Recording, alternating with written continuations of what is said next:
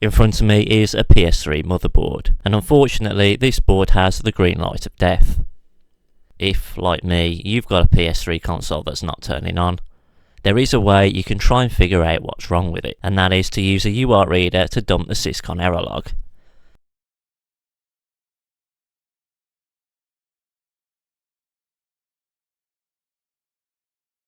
You can pick these up really cheaply, and there's a lot of places you can buy them. There's a lot of slightly different designs. All that's really important is that you get a UART reader that can operate at 3.3 volts. And you'll see some of them will have a switch like the one I have here, which allows you to set the voltage. And this other one I've got has a jumper, and you move the jumper to the correct position to set the voltage.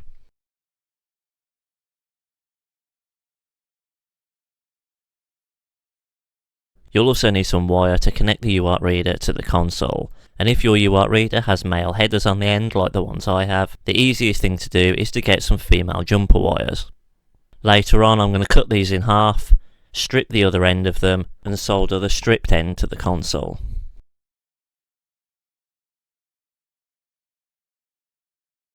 Soldering these wires is probably going to be the easy bit, so if you're not feeling up to that, I suggest sending your PS3 off for repair and not attempting it yourself. Don't be tempted to blast your PS3 with a heat gun or try any other so-called easy fixes which realistically are just going to make things worse. If you're happy to go ahead, you're going to need to tear your console down so you've got access to the motherboard. Now I had a bit of a head start with this one as it was a bare motherboard when I bought it. There are loads of different variants of the PS3, so if you're having trouble, make sure to find a teardown guide for your specific model of console.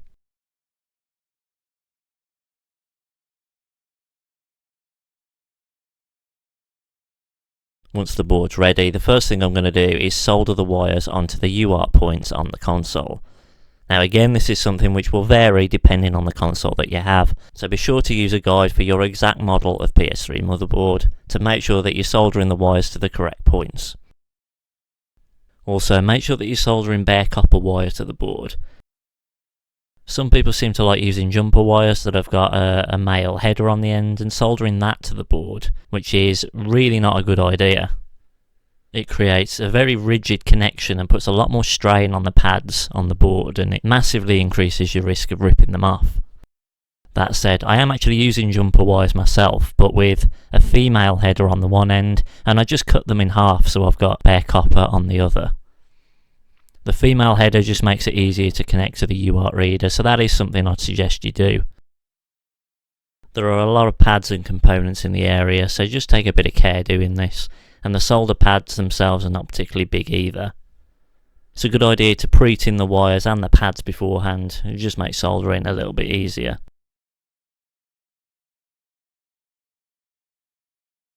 For the ground wire, I like to use one of these larger pads on this unpopulated connector, but you can connect it to anywhere that you find ground on the motherboard. Be aware that PS3s have notoriously large ground planes, so you'll need to use plenty of heat when soldering to ground if you want to try and get a good connection.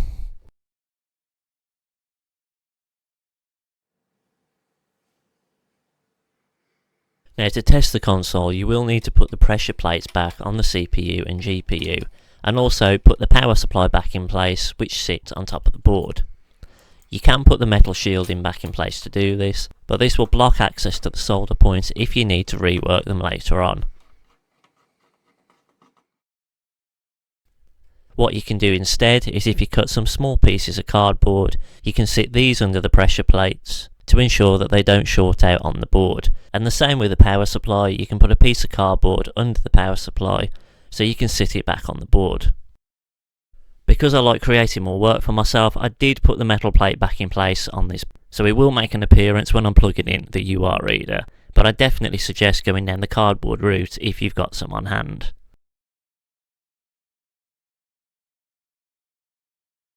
Make sure that you line the power supply up with the metal prongs, and then you can push it down and get the cable plugged in.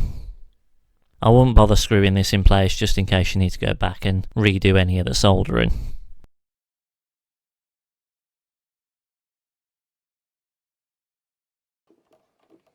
One thing I am going to screw down is the earth wire from the power socket onto the little post behind the power supply.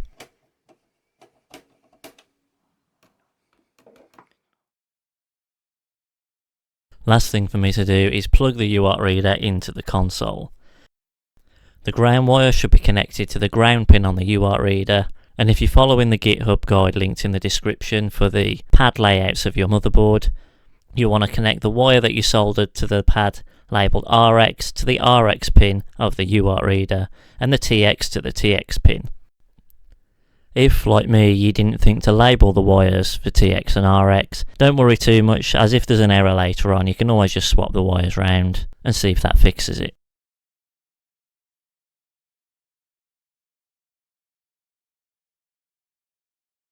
That's all of the hardware done, so now we can switch our attention to the software. Download the Syscon reader script from the GitHub link in the video description and follow the instructions to set it up for your PC. Before running any commands, make sure that the console is on standby, as you'll need power to the Syscon to be able to connect to it. With the UART reader plugged into the PC, we next need to find the path where we can read data from it. If you're using Windows, open Device Manager, expand the ports category and make a note of the value in the brackets after the USB serial port. So in my case the USB serial port is available on COM3. On Linux, I find the easiest way is to check the kernel log. Just remember you'll need to add /dev in front of the device name. So in my case here it's /dev/tty USB 0. Extract the zip file you downloaded and open the folder to the correct script in either a terminal or PowerShell window. From here we're now ready to run the script. I'm doing this on a Linux machine, so I'm going to be using the Python version of the script, but if you're using Windows PowerShell, replace the name of the script with the correct one to use. The next part of the command requires the path that we found earlier to read from the UART reader. So in my case it's /dev/tty USB 0, or if I was using Windows it would have been COM3. The last part of the command will vary slightly depending on the model of PS3 that you have. If your PS3 required the diag wire to be soldered earlier on, you'll need to use CXR, but if you didn't need that wire, you'll need to use SW. Run the command, and if all goes well you should enter a prompt. Right, so at this point I can now type in auth, and there we go, we got auth successful, so we've been able to connect to the console. The auth command does seem to be case sensitive, but sometimes it works uppercase, sometimes lowercase, so if one doesn't work for you, try the other, and if that still doesn't work, make sure that your wiring's correct. It's really easy to get the RX and TX wires the wrong way around. If you're using one of the consoles that needs a diag wire, there's another step that we're going to run here which is only relevant to those consoles. If you don't need the diag wire for your console, feel free to skip to the timestamp on screen. So as I touched on earlier, these consoles have two different modes for their Syscon. An external mode, which is what we're currently connected to, and an internal mode.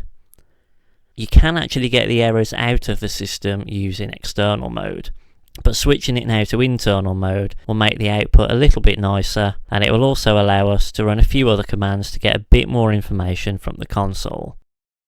In order to enable internal mode, you'll first want to run the command eep get 396101. You should get the same output that I've got here, a string of zeros followed by FF. This means that internal mode is currently disabled. To change this, you can now run the command eep set 39610100. Be very careful when you're entering this command and double check it before you run it, as if you accidentally set the wrong address, you'll need to try and put it back to the original value, and you can only do that if you knew what it originally was. Once you've ran that command, we can run the eep get 396101 again. The two F's on the end should now have changed to two zeros. Cut the power to the console, and we're now at the point where we need to solder that extra wire in place between diag and ground. For this, you're going to want a small piece of wire that's been stripped and tinned at both ends.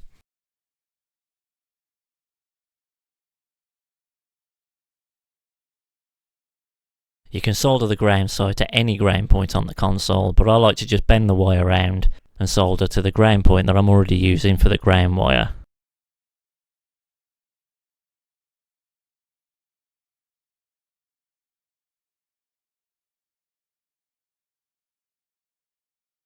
Once that's done, you can turn the power back on. You'll immediately get 3 beeps from the console and a flashing red standby light.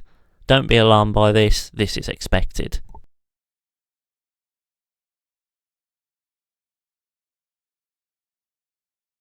Run the UART script again, but this time change the CXR at the end of the command to CXRF. Whenever you want to connect to internal mode on these consoles, you need to have CXRF at the end of command rather than CXR. Auth back in again, and once you're in, run the command EEPC sum.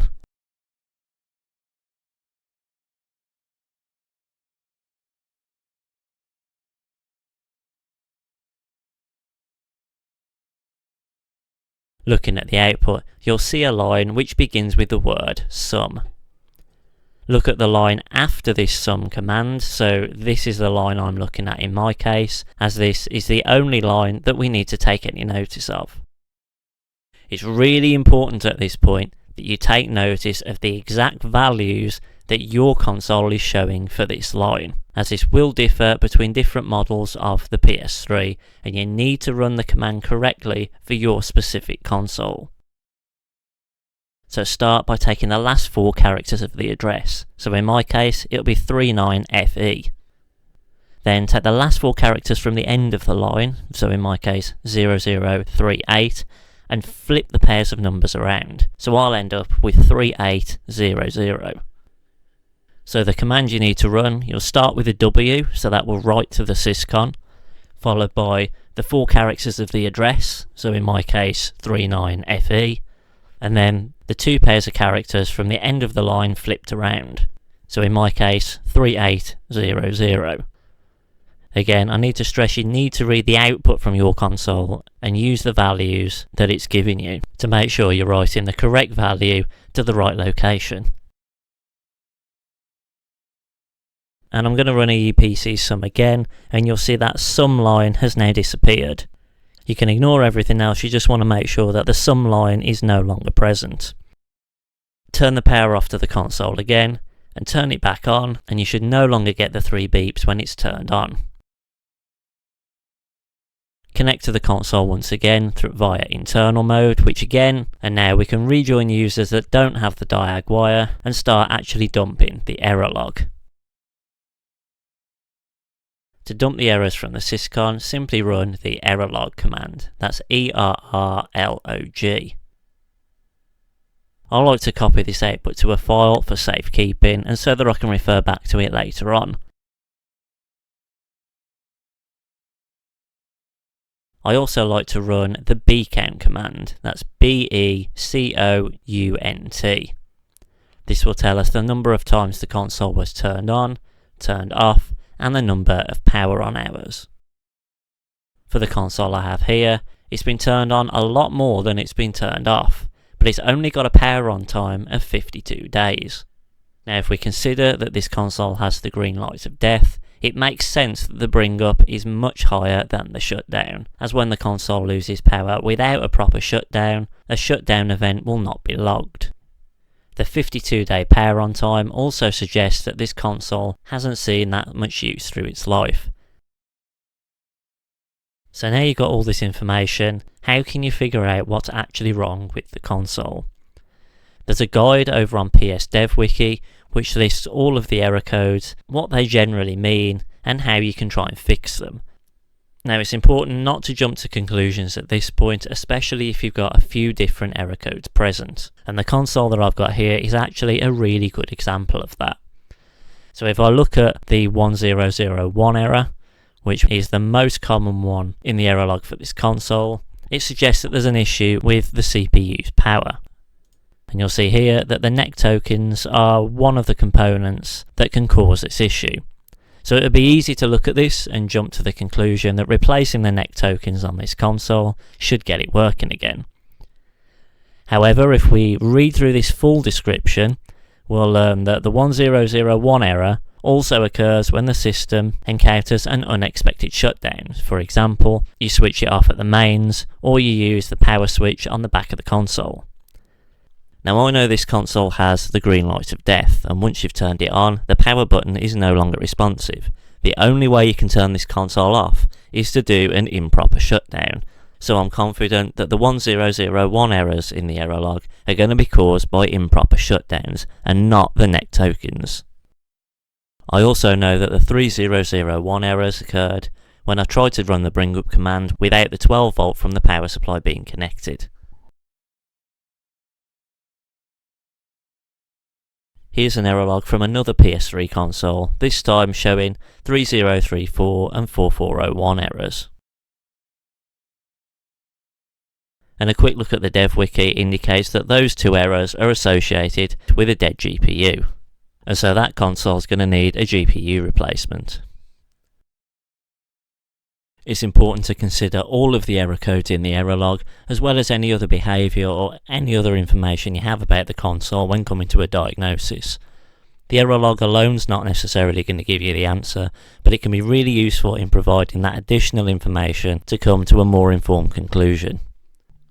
I hope you found this video useful, and just remember, before jumping into any PS3 fixes, have a look at the error log first to give yourself the best chance of fixing it.